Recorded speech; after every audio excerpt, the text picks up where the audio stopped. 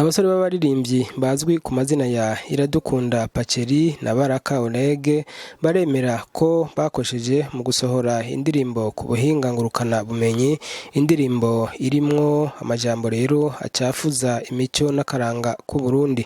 Aha mbere barasaba n'imbabazi. Inyuranye n'imico y'u Burundi bitwa DELEGUE GENERAL. Ivyo bakwagiriza mu madetaye ni nk'ibiki nakoresheje abakobwa n'abahungu batambaye ibintu bibereye. Barakubeshe? Oya, ntibambeshe. Barire ngene wimviye kubikora, none igihe wabikora ntiwibaza uti birashobora kugira gukomeretsa imico myiza y'igihugu? Igihe nabikora ndafise abagenzi b'abadoresa nyene tujana gendana, harimo mbere n'abatiga.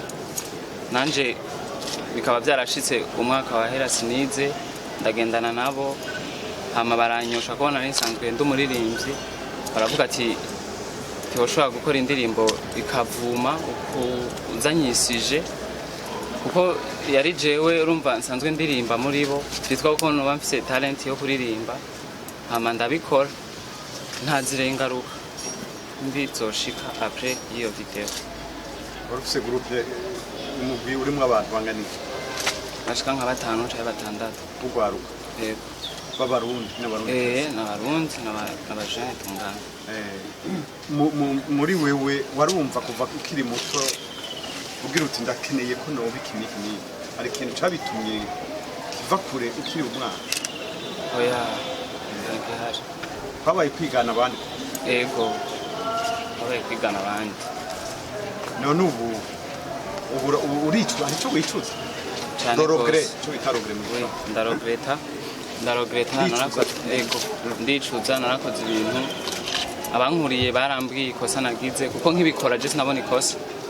Barambwira ati ni fresh gira, kuko bijya washize muri video biraba en general, biraba nta na kimwe, nimba bazogufata uzosigura yuko bijya bibaho. Numva je nanje nibajije kuri abo ko yari generation yanje abagenzi tugendana, mbere nibo bansponsorije n'amahera yo gukora iyo video. Okay, turakora video hanze ngaruka nziza, me ubu naratawe ko nakosheje kandi cyane. Baravuga indi video wifashe vuga ko bagufundira amazi byo babigize ivyo yari umuntu twaba turavugana kuri WhatsApp, ndamurungikira aka video gasanzwe ka selfie, ndamubwira ati nyene ko mfunzwe, nsanga nawe rero yagashize acakaragenda. Ntara amazi bagufungiye? Oya, mbere aka gashoka muri nako kari mu busho vraiment bwa mbere bwiza. Turangitiye kuri ibi byanshikiye, aba artiste bose noshobora kubahanura gukora ibintu bitanyuranye n'imico y'u Burundi, kuko nasanze umva mu gihugu cacu c'u Burundi ntivyemewe na gatonya, birabujijwe, biranyuranye n'imico y'u Burundi kure na kure.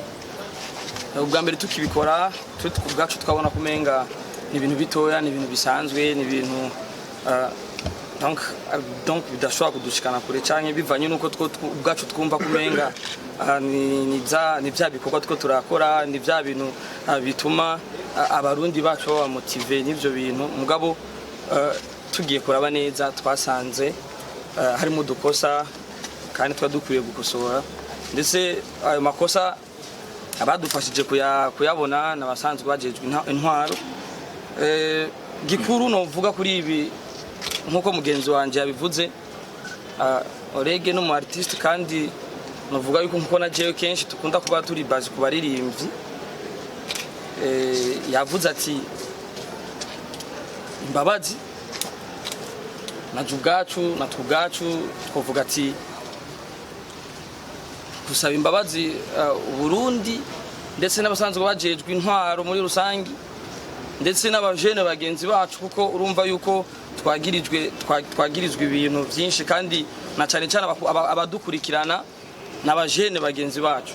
Urumva ko nimba ayo ma image tuyacije kuri yo televiziyo yacu, abantu ba mbere ishikira cyane n'abajene turi muri generation, ndetse n'abandi bantu batandukanye. We mu gukeya kwiyumvira wa Kanaye TV nibyo wakora, warinjira nko muri vie privée y'abantu, warumva ko uri gukora byiza? bon kuri ico kibazo nibaza neza yuko iyo tuko turakorana nabo bantu icamera mbere kwanza genera mubaza bivaye n'inkuru ndiko ndumva nk'ivyo donc ivyo numva bamuvugako nkabimubaza bibaye ngombwa kabinyishura canke bitabaye ngombwa ntabinyushe kandi ico naco kiri muri vya bintu vy'ukutamenya ico gihe shobora kuba ntari nzi yuko kwinjira muri vie privé y'abo bantu yuko hari ivyo bintu vyiza mbona abantu boraba kutamenya ariko nasanze hari bibi cyane kuko hariho n'ibindi bibazo nagira ndahura navyo kubera izo mpamvu. Mbega Wakalight TV murafise uburenganzira bwo gukora mwahawe n'amategeko nka sense? Bon je ndi umukozi asanzwe Wakalight TV irafise abayirongoye ariko ubwo rwego ntabwo twari bwashikeko.